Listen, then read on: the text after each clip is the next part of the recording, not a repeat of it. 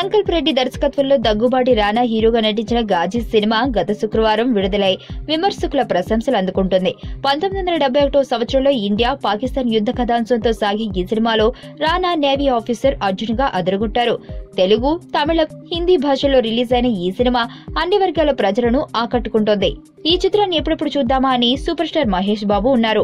నిన్నటి వరకు ముంబైలో తన చిత్రం షూటింగ్ లో బిజీగా ఉన్న ప్రిన్స్ ఈ రోజు కడపలోని జమ్మలమడుగుకు వెళ్లారు. అక్కడే మురుగదాస్ కీలక సన్నివేశాన్ని వారం రోజులు తెరకెక్కించనున్నారు.